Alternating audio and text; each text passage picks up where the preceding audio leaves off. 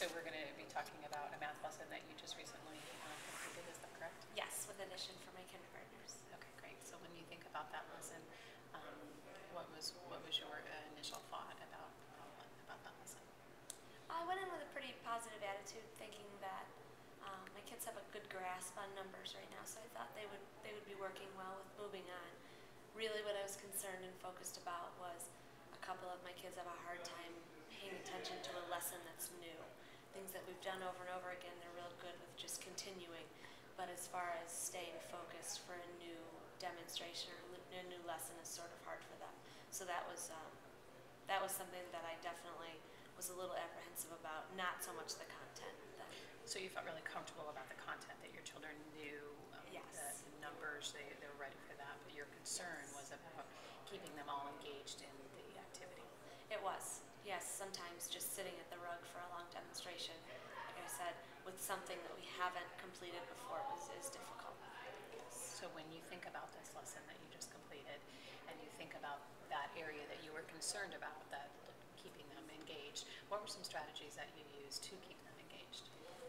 This time I definitely wanted to roam around my circle, so I didn't just stay in one area. I definitely used different people to demonstrate with and kept moving around to make sure that it's almost they had to stay on their toes. And I did use those couple kids that were a concern to me.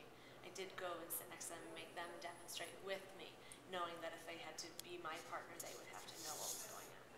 So you use proximity to really keep the yes. kids like in line so that they're on their toes. Yes. And you found that to be pretty successful. It was. It was definitely, like I said, I used those couple that I knew I needed to peg. And yeah, it was good to make sure that I could understand that they knew what they were doing as well. Okay. So proximity was very powerful in that lesson. Were there any other strategies that you used to really engage those students and all of your students?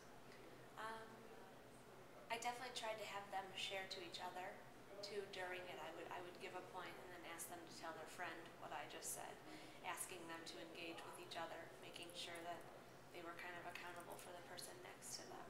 So that was something I've been working on. So using like a think, pair, share you found also very yes. successful in this lesson? Yes. Okay. So when you reflect on this lesson and you think about where you're going to go next with your kids or your students, what have you gleaned from this lesson that you're going to be applying to future lessons? I think the two strategies we just talked about, the proximity and the sharing together, I haven't used a lot of. I think their maturity is a lot better for them to handle the sharing part too. So I think that was a good experiment for me to see that does work, and I think they got a lot out of it, being able to rephrase it for themselves. So I hope to use that for sure, and always just the proximity. I think I need to roam a little more than I normally do. It's hard for them to simply focus on just me up front. So if I really need to concentrate on moving for all of my lessons, not just math. So when you think about you as a teacher, you really realize that moving around the room is very important for the students, yes. for them to be on their toes, for them to be engaged. And you've also learned that for them to talk with each other during the lesson is two very powerful things to help your kiddos learn. Yes, and I think that I tried it at the beginning of the year, and their maturity and their vocabulary wasn't quite there yet. So now I think they've grown into those kids that are able to do that. So I think they can handle a lot more of it. So when you think about the change in your students from the beginning of the year until now and that maturity level, what are some of the things that you have incorporated in your classroom that led to that acceptance or maturity level or ability to actually interact with each other? I think it's the positive reassurance I've given all of them. There's no wrong answers. I want you to share with your friend whatever you think I said, and they have the ability to then help each other through. Because there are those kids that still pause, but I have a lot of good helpers that I've encouraged to help. So I think just the positive reinforcement of them helping, and it's okay if you don't know the answer. Ask your friend. That's why your friend's here. I think I've seen a lot of growth with that. They're a little apprehensive about asking me or telling me they don't know, but it's okay to tell somebody next to them, I don't know what she said. So I think that they're just in the maturity now where they can understand it's okay for either side. So part of what you've done in terms of that positive reassurance all year and the fact that you've asked them to do this all year has helped them to be able to handle that now at this point. Now on their own without me having to guide them, yes. Okay.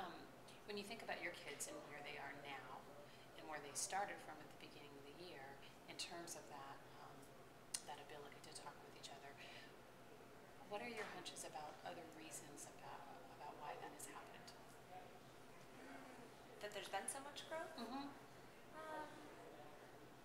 I don't know. I think that they're just finally comfortable and trust each other now at this point. And I don't know. I think we just have been using it a lot more often in just other casual situations. And so when I put them on the spot to ask each other a question, they're able to do that just with all the practice. It just seems natural for them to turn to somebody else now. Because they've done it so often that they feel very, very comfortable with that. And so that's a strategy that was helpful for this lesson that we were just talking about. Right. And that's something that you'll continue to use. Because they were able to talk to each other, even though they think that's playing. Mm-hmm. You know, they have their couple moments to get everything out and then come back to a group. So so you're not asking them to do something beyond their developmental. Right. Because they're able to like play and they see this. They are. They think it as something else than I do, which is good. Okay. So you're tricking your students Yes. into learning. Yes. A little bit. And it works. It works. So I'll keep doing it. Yes. Okay. So as you think about this lesson and you think about this conversation that we've had, how has this conversation helped you to grow? I think I need to release a little more freedom to my kids at this point. You know, it's been so much watch me, and now I think that I need to put that responsibility back on them. And yes, from the lesson I did learn that, you know, there's a couple things that I haven't done a whole lot of. I haven't done a whole lot of moving, and I haven't done a whole lot of letting them explain themselves. And now, since they're able to do that, I need to release a little more control because I think it's building their character right now. So as you think about doing that for future lessons and sort of releasing that control so that your students can grow, how might that happen for you? How do I let them do it more? How would you, what do you plan? What are some of the activities that you planned or thought about to release that control so that the kids take some more? Usually on every worksheet or any sort of activity we do, I at least demonstrate the first, you know, couple on there. I think I need to just start explaining and letting them sort of figure it out together. And I can say things as a teacher that I've learned to say that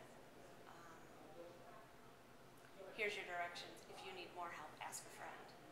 Where at least they're going to talk to each other for language purposes about what they need to be doing. But instead of me kind of giving the crutch, here's how you do it, here's an example, I think that they need to really start that listening skill of here's what to do, let's go try it. So as you think about your students and their next steps in development, they really need to sort of learn how to listen as opposed to just watching it, so that they're more to increase their auditory skills, not just their visual skills. I think that I've been using both, and I think that's been good because I have both kids that learn both ways, but now starting to focus on a little more auditory.